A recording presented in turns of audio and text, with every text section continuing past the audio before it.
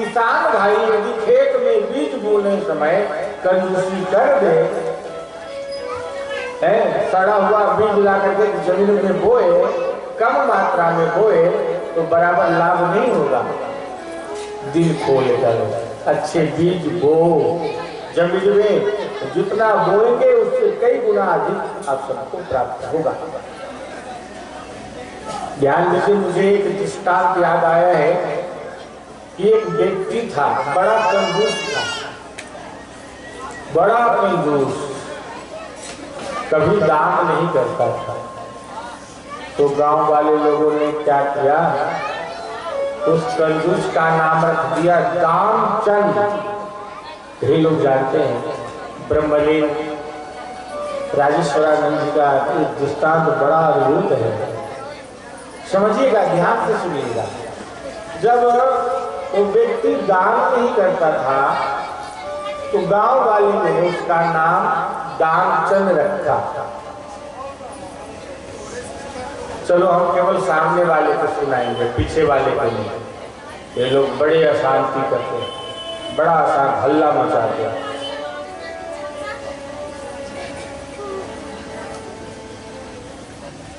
चलो थोड़ा देर हम भी मौन हो जाते हैं, थोड़ा आप सुना दो, वक्ता आप, श्रोता हम, थोड़ी देर के लिए।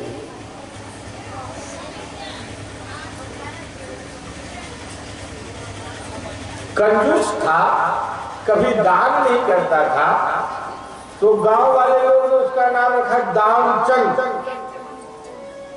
उसकी पत्नी ने कही कि अजी थोड़ा बहुत दान करना चाहिए। बोले खबरदार, दान करने का नाम लिया तो चलो कोई बात नहीं, माघ महीना का पूर्णिमा है, थोड़ा गंगा स्नान कर लीजिए, जाइए, उस पाप कटेगा। तो व्यक्ति के गांव से 12 किलोमीटर गंगा जी बहती थी। तो व्यक्ति ने कहा कि चलो पत्नी का बात मानना चाहिए, ये हमारी हर बात मानती है तो एक आध बात मैं भी मान लूं। लेकिन 12 किलोमीटर ऑटो बैठ कर कौन जाए, 10 रुपया लगेगा। सोचा कि क्यों ना पैदल चला जाऊं, 10 रुपया तो बचेगा। चला गया पत्नी के कहने से गंगा स्नान करने के लिए, लेकिन सोचा कि गंगा स्नान करूंगा, वहां पंडा जी रहते हैं, दान करो कहते हैं, इसलिए मैं वहां जाऊंगा। कहाँ? जहां मुर्गा घाट है, जहां पर लाश जल्दी थी, मुर्गा घाट था, वो वहां गया, क्योंकि यहाँ पर तो कोई पंडा जी नहीं मिलेगा, यहाँ कोई रहता ही नहीं। लोग अपने घर की सीट खाली करते हैं तो यहाँ का सीट भरता है। तो इतना कंजूस था कि गंगा स्नान करने गया, लेकिन मुर्गा घाट पे गया, यहाँ कोई पंडा नहीं होगा, स्नान करके हम निकलते बनेंगे, उस दान करने की जरूरत नहीं पड़ेगी। लेकिन भगवान ने एक लीला किया, जब दामचंद मुर्गा घाट में गोता लगाया और लगा करके बाहर आया ना, तो स्वयं भगवान परमपिता परमात्मा पंडित के रूप में वहां प्रकट हो गए और कहने लगे, यजमान जी की जय हो, यजमान जी की जय हो। दामचंद ने देखा कि अरे राम, ये मुर्गा घाट पे भी पंडा। बोले हाँ साहब, हम यहीं रहते हैं और भगवान की कृपा से आप जैसे कोई यजमान आ जाते हैं, इतना दान करते हैं कि महीनों भर का खर्चा चलता है। तो कंजूस दामचंद ने कहा कि तुम गलत जगह फंसे हो, यहाँ कुछ मिलने वाला नहीं, मैं कुछ नहीं देगा, कुछ देने वाला नहीं हूं मैं। भगवान पंडित के रूप में है। बोले साहब कुछ तो देना पड़ेगा, गंगा स्नान करने के बाद दान देना चाहिए। अरे कुछ नहीं मिलेगा, कुछ तो दे दो साहब, कुछ है ही नहीं। 12 किलोमीटर से मैं पैदल चल के आया, 10 रुपया ऑटो वाले को नहीं दिया, तो तुमको दान करूं। भगवान ने कहा कि कुछ नहीं है तो सिर्फ संकल्प कर दो बस। ठीक है, एक ढेला दान का संकल्प किया, संकल्प हो गया और वो कंजूस व्यक्ति गंगा स्नान करके वापस घर लौटा। भगवान की लीला भी बड़ी अद्भुत। जब वो यजमान जी घर लौटे तो भगवान भी पंडित के रूप में तुरंत यजमान जी के घर में, यजमान जी की जय हो, यजमान जी की जय हो। तो यजमान जी की पत्नी बाहर आई, देखा कि पंडित जी आए हैं। कहिए बाबा क्या बात है? बोले आपके पति ने दान करने का संकल्प करा करके गंगा जी के किनारे से आए हैं, वो मैं लेने आया हूं, दे दो जो संकल्प किया हो। पत्नी अंदर आई, पति से कहती है कि जी आपने गंगा स्नान किया तो कोई पंडा को दान करने का संकल्प करके आए? बोले हाँ आया तो था, कोई सामने आए हैं मांग रहे हैं। लो दानचंद ने अपने पत्नी से कहा बोल दो वो बीमार हो गए, बीमार हो गए, चले जाओ अभी। पतिव्रता पत्नी थी, आई पंडित जी के सामने, पंडित जी वो अभी बीमार हो गए हैं, उनका तबीयत ठीक नहीं है, बीमार है, अभी मिलेगा नहीं, आप चले जाइएगा। पंडित जी ने कहा लो हमारा यजमान बीमार है और हम चले जाए, ऐसा कैसा होगा? यजमान को बीमार अवस्था में छोड़कर जाना ठीक नहीं, हमारे खाने पीने की व्यवस्था बना दो, हम यहीं रहेंगे, जब हमारा यजमान ठीक हो जाएगा तब जाएंगे। पत्नी अंदर जाके कहती है अजी वो पंडा जी तो कहते हैं कि यजमान बीमार हैं तो हम कैसे छोड़ करके जाएंगे यजमान को बीमार अवस्था में? वो तो कहते हैं खाने पीने का खर्चा का इंतजाम करो, हम यही रहेंगे। दानचंद भी बड़ा अद्भुत था, उसने अपने पत्नी से कहा कि जा तू कह दे कि वो मर गया, जा मर गया वो। पत्नी ने कहा कि ऐसा कैसा कहूं जी, मैं ऐसा नहीं बोल सकती। बोले पगली मैं अपना श्वास रोक करके पड़ा रहूंगा, तो जाके कह दे कि मर गया। और पत्नी भी लाचार हो गई, पति की बात मानी, द्वार पर आया और पंडा जी से कहा पंडा जी वो मर गए, मर गए, आप जाइए। पंडा जी ने कहा मेरा यजमान मर गया, मैं चला जाऊं?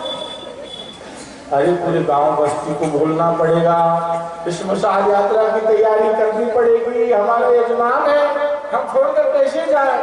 और पूरे गांव में जाकर करके शोर मचा दिया, हमारा यजमान दानचंद आज स्वर्ग सिधार गया।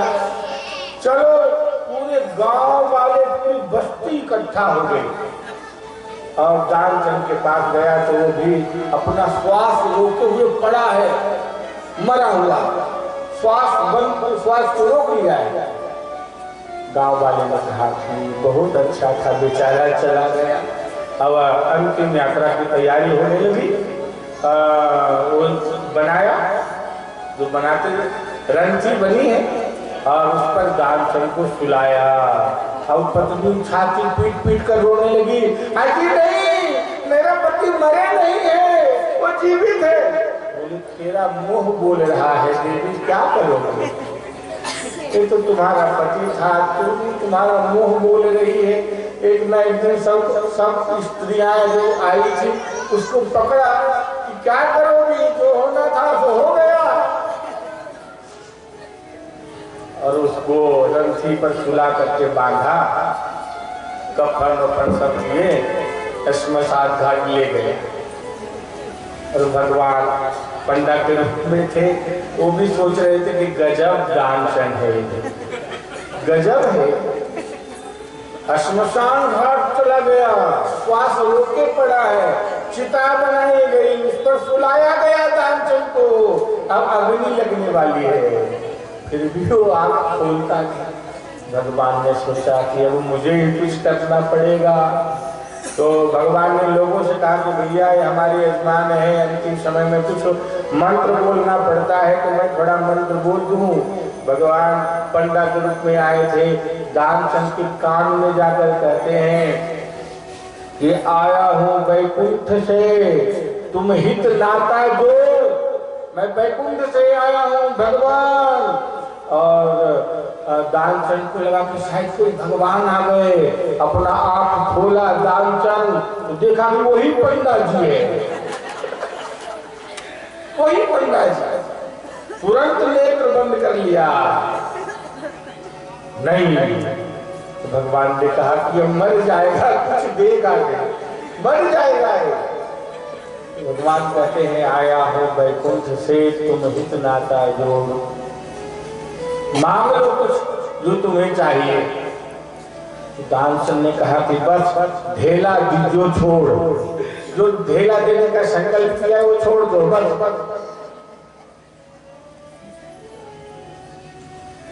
अद्भुत होते हैं,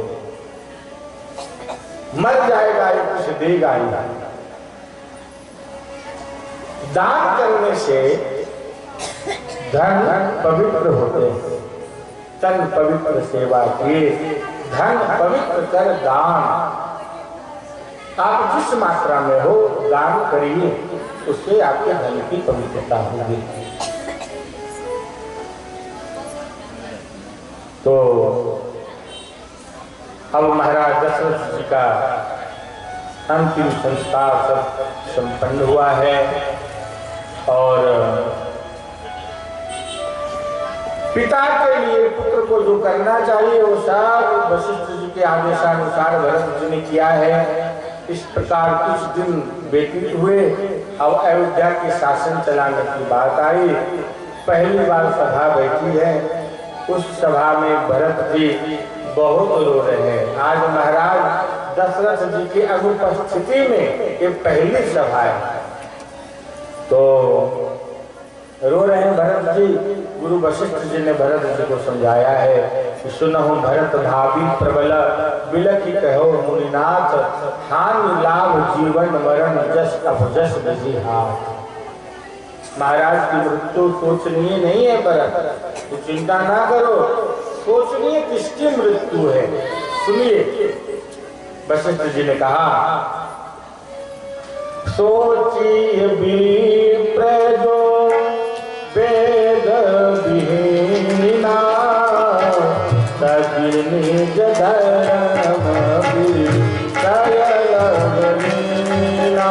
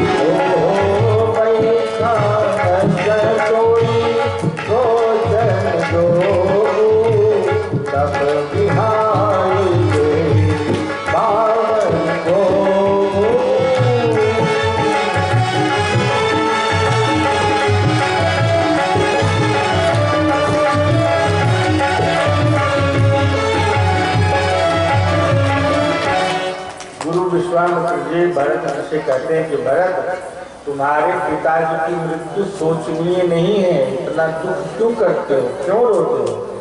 किसकी मृत्यु सोचनीय है? जो ब्राह्मण वेद नहीं जानता और धर्म को छोड़कर जिसका मन विषय भोग में लगा रहता है, उसकी मृत्यु सोचनीय है। जो बनित धनवान होकर के कंजूस है, उसकी मृत्यु सोचनीय है। जो शुद्र ज्ञान के घमंड से जो तर्क वितर्क करके दूसरों को अपमान करता है, उसकी मृत्यु सोचनीय है। जो नारी मर्यादा तोड़कर पति के साथ दगा करती है, उनकी मृत्यु सोचनीय है। भरत, महाराज दशरथ जी की मृत्यु सोचनीय नहीं है। वशिष्ठ जी ने भरत जी से कहा, भरत, महाराज दशरथ के लिए वचनों का मोल प्राणों से भी अधिक था। महाराज ने 2 वचन दिए हैं। प्रथम वचन में भरत को राज्यगादी और दूसरे वचन में राम को वनवास। तो भरत पिता के वचनों को मानकर राम वन में गए हैं। अब जो तुम्हारे लिए जो पिता ने वचन दिया है वो कार्य करो, अब राज्यगादी को तुम संभालो। अब भरत जी के राज्याभिषेक की बात कही गई। भरत जी बहुत रो रहे हैं। सब लोगों ने कहा, गुरु जी ने कहा, प्रजाजनों ने कहा, भरत जी मौन रहे। लेकिन जब माँ कौशल्या कहती है कि बेटा भरत, गुरु जी जो कह रहे हैं तो